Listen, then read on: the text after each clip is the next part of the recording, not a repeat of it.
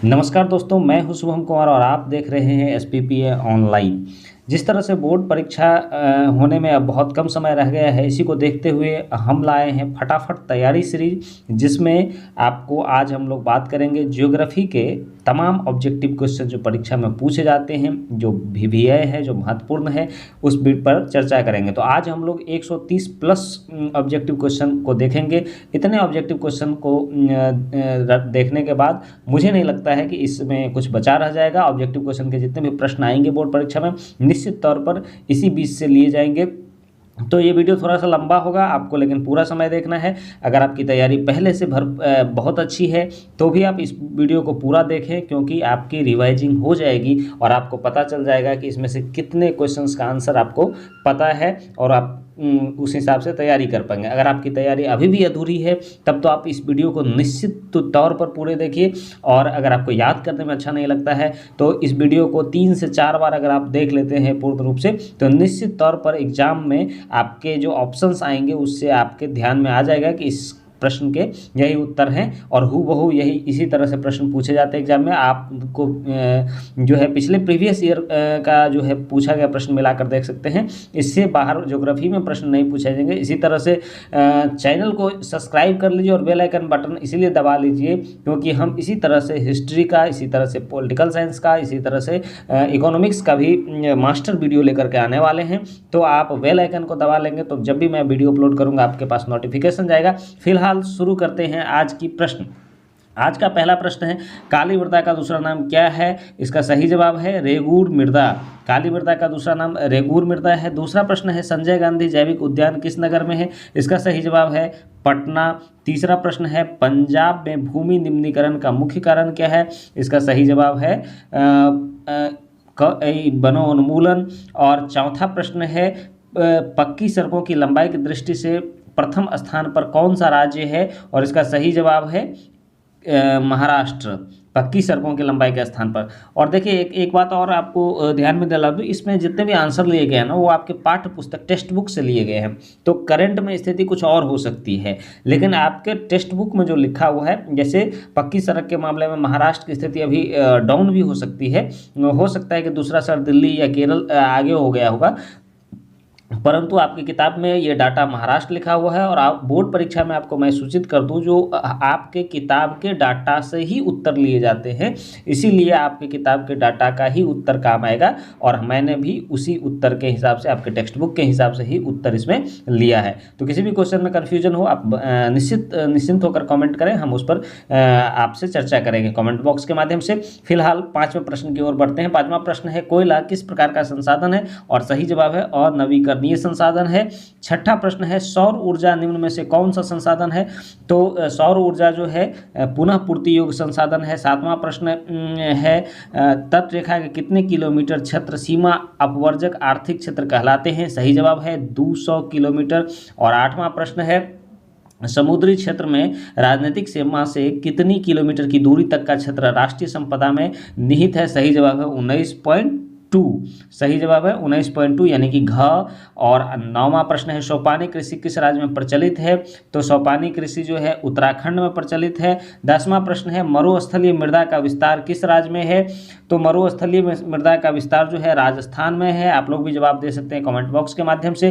11वां प्रश्न है, बृहद क्षेत्र में जल की उपस्थिति के कारण पृथ्वी को क्या कहते हैं? सही जवाब है ख यानी कि नीला ग्रह कहते हैं। ऊपर से जब पृथ्वी को देखते हैं तो नीला दिखाई देता है। और 12वां प्रश्न है, कुल जल का प्रतिशत कितना प्रतिशत महासागरों में निहित है? सही जवाब है इसका ग यानी कि 96.5%। देखिए इसमें जो मॉडल सेट जारी हुआ है उसमें यही क्वेश्चन पूछा गया और यहाँ पे ऑप्शन 97.5% दिया गया है। तो नियरेस्ट 96.5% का वही होता है, इसीलिए वही मार देंगे। तो इधर थोड़ा ऊपर नीचे चलेगा ऑप्शन में।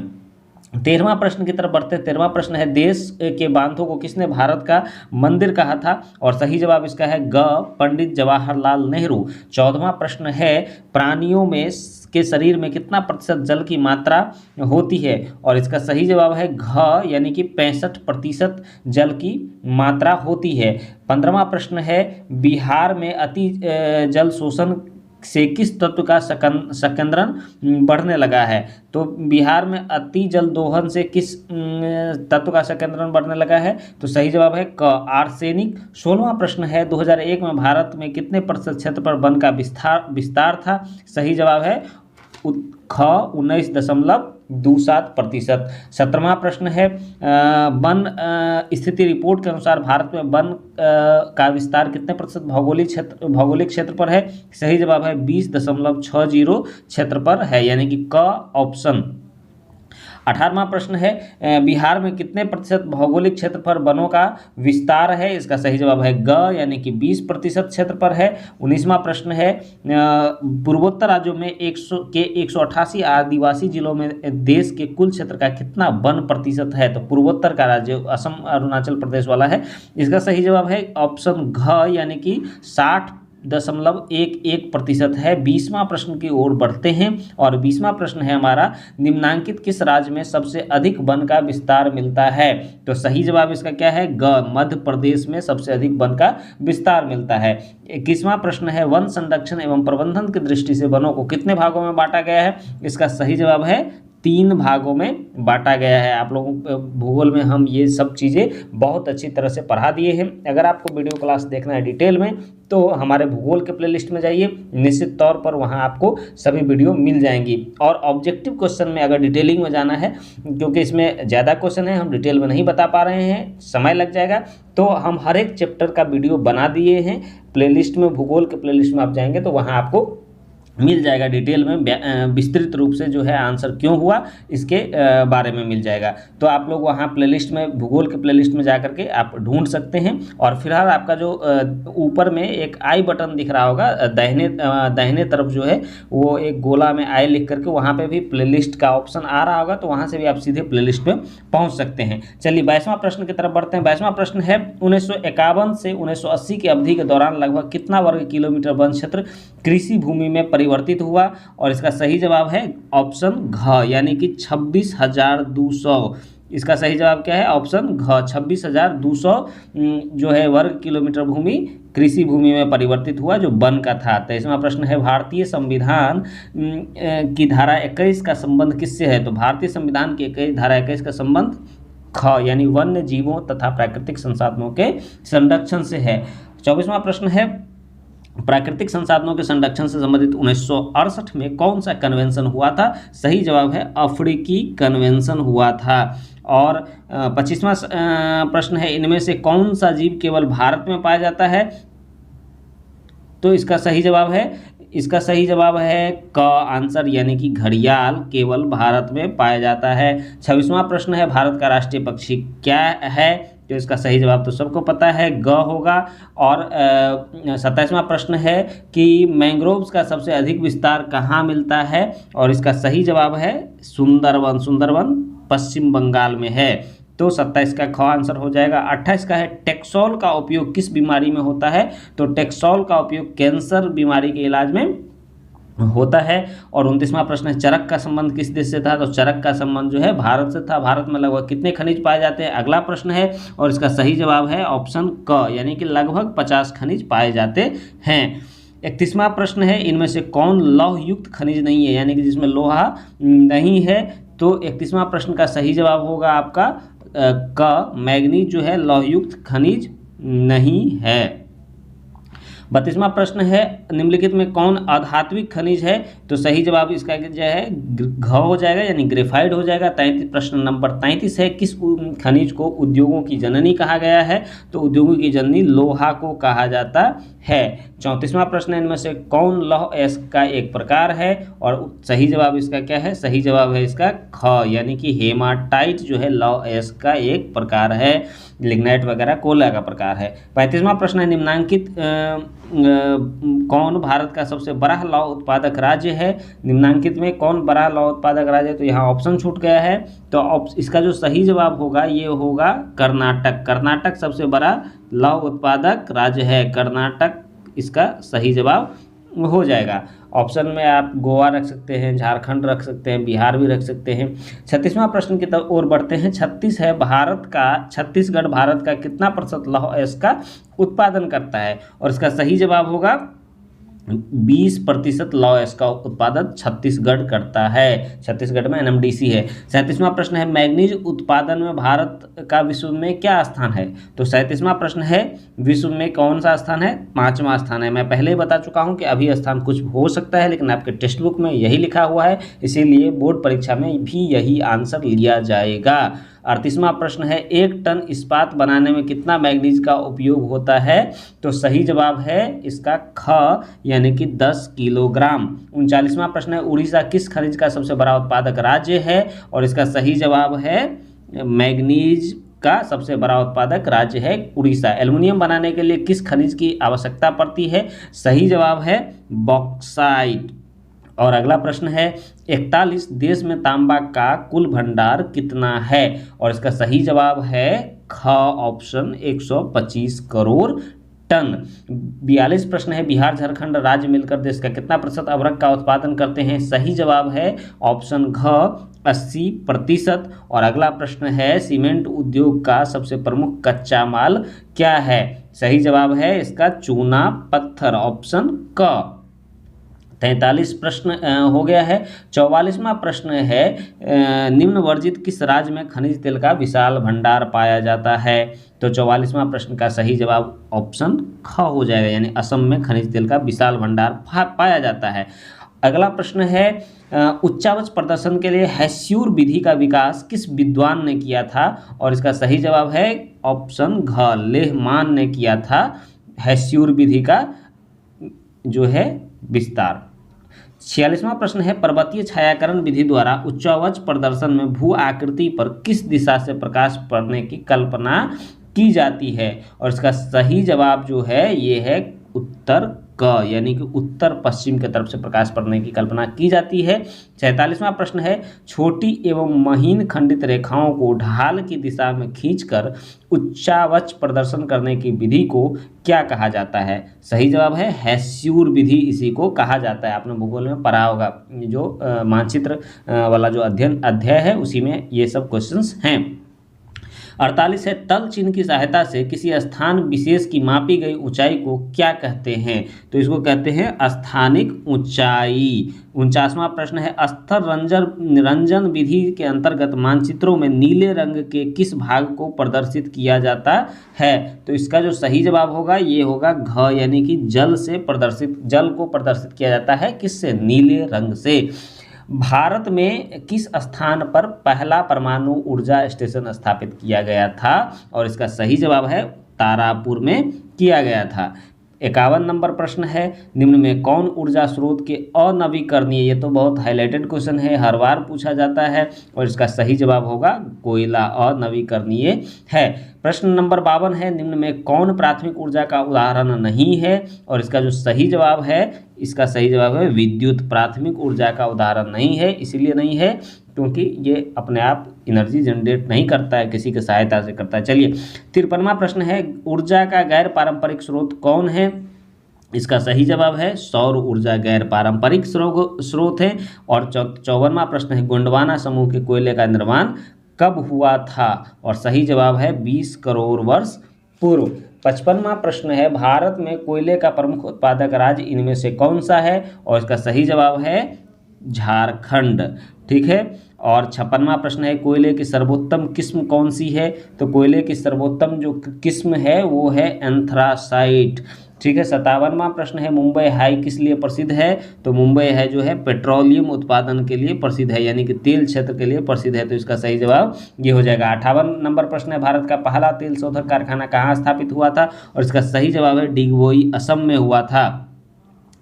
59 प्रश्न नंबर है प्राकृतिक गैस किस खनिज के साथ पाया जाता है। और इसका सही जवाब है ख, यानी कि पेट्रोलियम खनिज के साथ पाया जाता है। पेट्रोलियम से हम लोग प्राकृतिक गैस निकालते हैं, पेट्रोलियम से ही डीजल निकलता है, पेट्रोलियम से केरोसिन तेल निकलता है, पेट्रोलियम से ही एलपीजी निकलता है।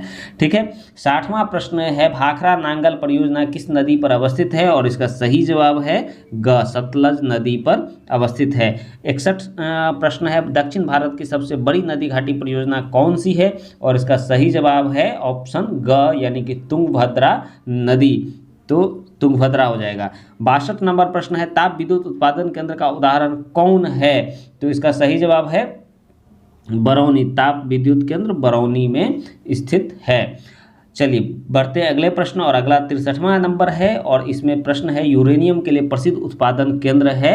तो इसका सही जवाब है जादूगोड़ा।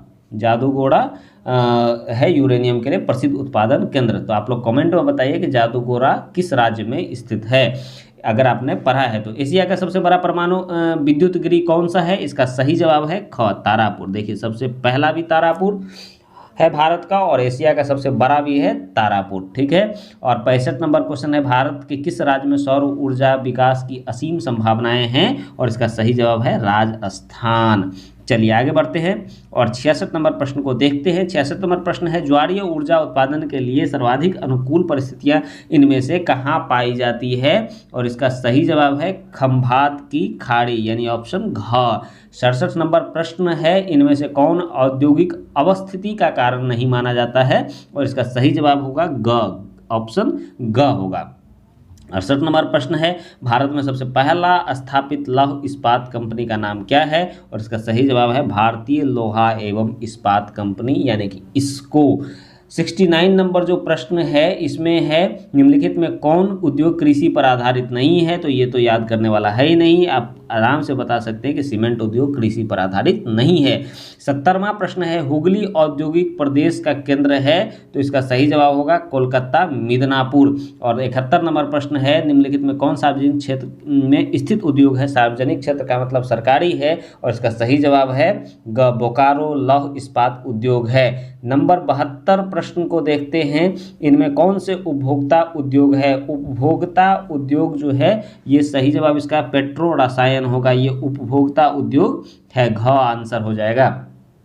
73 नंबर प्रश्न की तरफ बढ़ते हैं, और 73 नंबर प्रश्न जो है वह है निम्न में से कौन छोटे पैमाने का उद्योग है? और सही जवाब इसका क्या होगा? ग, खिलौना उद्योग। इस बीच में प्रधानमंत्री बड़ी चर्चा कर रहे थे खिलौना उद्योग का, तो पूछा जा सकता है।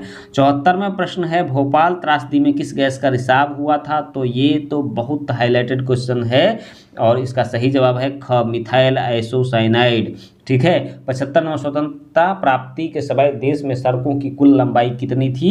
और सही जवाब इसका है 3.88 लाख किलोमीटर मात्र थी। 76वां क्वेश्चन है निम्न में से कौन भारत में सड़कों का एक वर्ग नहीं है? तो सड़कों का जो टाइप है, वर्ग मतलब यहाँ टाइप हुआ, तो कौन सा नहीं है? तो यहाँ है स्वर्णिम त्रिभुज राजमार्ग। ध्यान से पढ़िए, स्वर्णिम चतुर्भुज है, स्वर्णिम त्रिभुज नहीं है। तो स्वर्णिम त्रिभुज राजमार्ग जो है सड़कों का एक वर्ग नहीं है। 77वां क्वेश्चन भारत के किन शहरों में मेट्रो रेल सेवा उपलब्ध है? तो ये जो क्वेश्चन है ये अपने आप में ख़त्म ही हो गया है। दिल्ली में भी है, बेंगलोर में भी है, दिल्ली कलकत्ता, दिल्ली एवं मुंबई, कोलकाता एवं चेन्नई, तो इसमें तो लगभग शहर में है, तो इसमें इसका सभी हो जाएगा आंसर, ठीक है। तो ये क्वेश्चन आप छोड़ भी सकते हैं। 78 नंबर क्वेश्चन है किस वर्ष इंडियन एयरलाइंस को इंडियन का नाम दिया गया था? और इसका सही जवाब है ऑप्शन घ, यानी 2005 में दिया गया था। 79 में क्या है भारतीय अंतर्देशीय जलमार्ग प्राधिकरण का गठन कब हुआ था?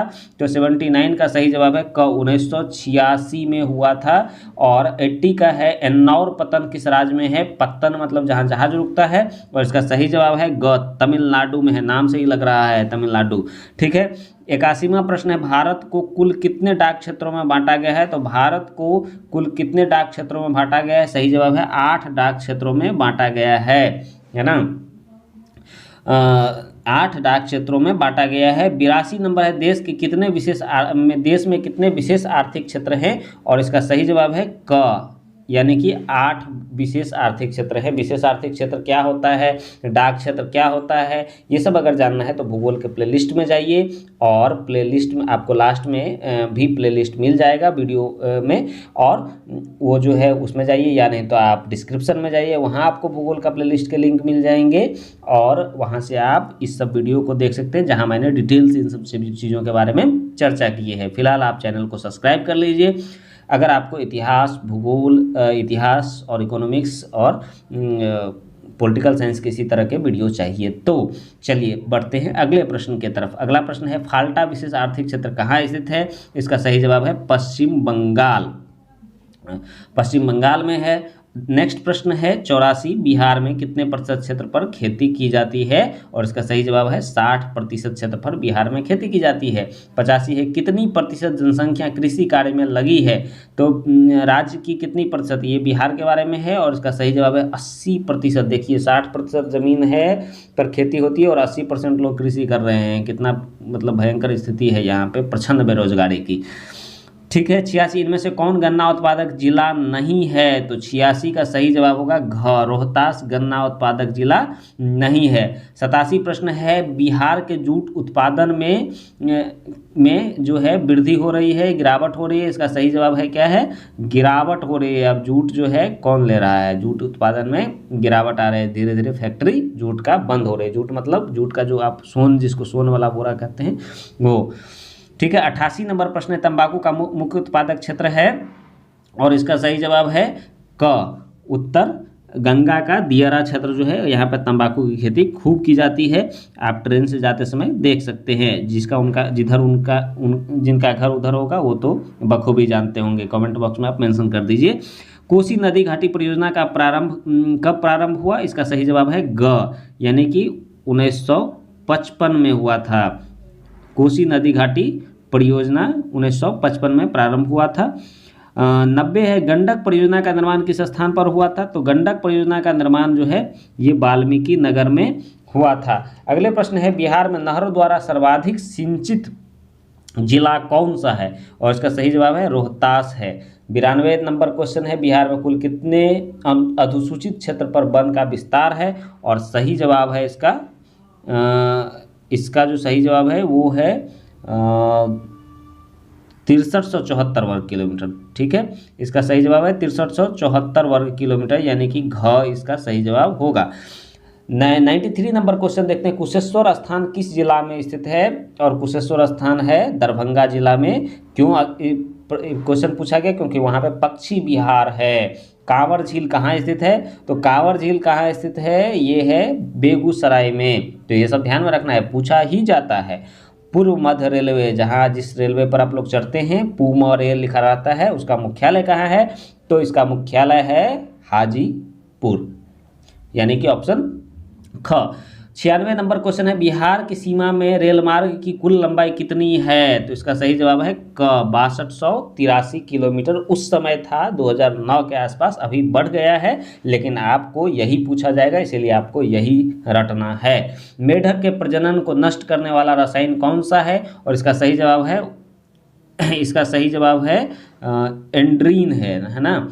तो एंड्रीन जो है मेढक के प्रजनन को नष्ट कर देती है। और 1898 क्वेश्चन नंबर है, डाकू की अर्थव्यवस्था का संबंध है, तो संसाधनों के अनियोजित दोहन से। और 99 नंबर क्वेश्चन है कि एक एनजीओ के बानकी रिपोर्ट के अनुसार 1948 में विश्व में कितने हेक्टेयर भूमि पर वन का विस्तार हुआ था, और इसका सही जवाब है 4 अरब हेक्टेयर, ऑप्शन ख।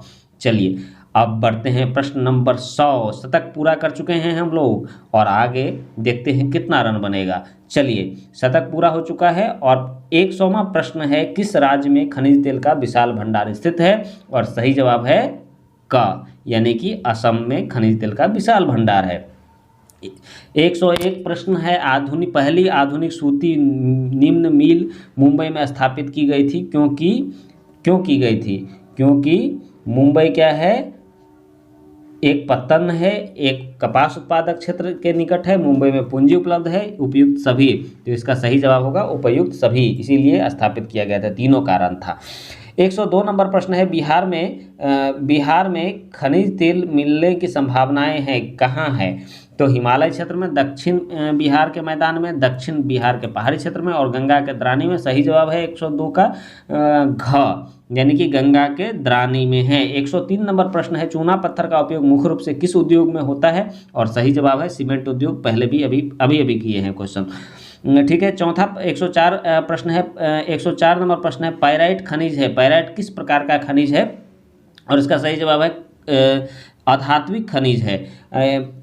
105 नंबर प्रश्न है, बिहार के सोना अयस्क से प्रति टन शुद्ध सोना प्राप्त होता है, बिहार के सोना अयस्क से प्रति टन शुद्ध सोना प्राप्त होता है, उत्तर इसका सही जवाब है ख, यानी कि 0.1 से 0.6 ग्राम, मतलब 1 टन अयस्क से, समझ लीजिए बिहार में 1 टन अयस्क से 0.1 से 0.6 ग्राम सोना प्राप्त होता है। कितना भयंकर स्थिति है इसका, है ना। चलिए 106 है, कहलगांव तापीय विद्युत परियोजना किस जिला में अवस्थित है? तो इसका सही जवाब है क, यानी कि भागलपुर में तापीय विद्युत परियोजना अवस्थित है। 107 है, कांटी तापीय विद्युत परियोजना किस जिला में अवस्थित है? और इसका सही जवाब है ग, मुजफ्फरपुर में अवस्थित है। 108 है, बिहार में BHPC द्वारा बृहद परियोजनाओं की संख्या कितनी है? तो इसका सही जवाब है 10। बृहद परियोजनाओं की संख्या 10 है। 109वां प्रश्न है, बिहार में कार्यरत जल विद्युत परियोजनाओं की कुल उत्पादन क्षमता है? तो इसका सही जवाब है ख, यानी 44.20 मेगावाट जल विद्युत परियोजना जो है बिहार में, जहां जल से बिजली उत्पन्न की जाती है। 110वां प्रश्न है, बिहार के किस शहर में कांच उद्योग स्थापित है? तो इसका सही जवाब है हाजीपुर में कांच उद्योग है। और सिगरेट का कारखाना कहाँ है? फूक फाक, और इसका कारखाना है मुंगेर में। मुंगेर से कोई अगर देख रहे हो तो ज़रूर कमेंट करिए। मुंगेर और चीज़ों के लिए भी फेमस है। चलिए, रेल वर्कशॉप कहाँ स्थित है? तो रेल वर्कशॉप 112 नंबर क्वेश्चन है, ये है जमालपुर में स्थित है। और 113 नंबर है, खाद कारखाना कहाँ स्थित है? ये सब बिहार की बातें हैं, इसीलिए बिहार का ही ऑप्शन होगा। इसका सही जवाब है खाद कारखाना बरौनी में स्थित है। और 114 नंबर प्रश्न है, किस नगर में कालीन तैयार होता है? कालीन जानते हैं ना, बाराती में जो बिछाया जाता है, नीचे जब जाते हैं तो कालीन बिछा के, और अभी तो कालीन भैया भी बहुत फेमस हुए थे। चलिए 114 का उत्तर है क, यानी ओबरा शहर में, नगर में कालीन तैयार होता है। और 115 नंबर क्वेश्चन है, अशोक पेपर मिल किस जिला में स्थित है? तो अशोक पेपर मिल जो है वो है समस्तीपुर जिला में, जो अब बंद हो चुका है। 116 है, बिहार की पहली रेल लाइन थी? तो बिहार की पहली रेल लाइन जो थी वो थी ईस्ट इंडिया रेल मार्ग थी, ध्यान में रखिएगा। पटना हवाई अड्डा का नाम क्या है? तो पटना हवाई अड्डा का नाम जो है ये है जयप्रकाश अंतर्राष्ट्रीय हवाई पत्तन। और 108, अभी ये भी पूछा जा सकता है, हाल ही में बिहार के किस शहर में हवाई अड्डा का शुरुआत हुआ है? तो ये है दरभंगा होगा, ठीक है, अगर करंट से पूछ ले क्वेश्चन तो, लेकिन पूछता नहीं है बिहार बोर्ड। चलिए 118 नंबर प्रश्न है, ग्रांड ट्रंक रोड का राष्ट्रीय राजमार्ग संख्या क्या है? तो ग्रांड ट्रंक रोड का राष्ट्रीय राजमार्ग संख्या 2 है, ठीक है। 119 प्रश्न है, बिहार में रेल परिवहन का शुभारंभ कब से माना जाता है? तो इसका सही जवाब है ऑप्शन ख, 1860 से माना जाता है। 20वां प्रश्न है, यानी कि 120वां, बिहार में रज्जू मार्ग कहाँ है? और इसका सही जवाब है ख, राजगीर में, रज्जू राजगीर में है। 21वां प्रश्न है, मंदार हिल किस जिला में स्थित है? तो सही जवाब है बांका। 122वां प्रश्न है, राष्ट्रीय पोत संस्थान पटना के किस घाट पर स्थित है? तो सही जवाब है महेंद्रू घाट में। अगला प्रश्न है, 2001 में बिहार की कुल जनसंख्या कितनी थी? तो इसका सही जवाब है 123 में, इसका सही जवाब है 8 करोड़ से अधिक थी।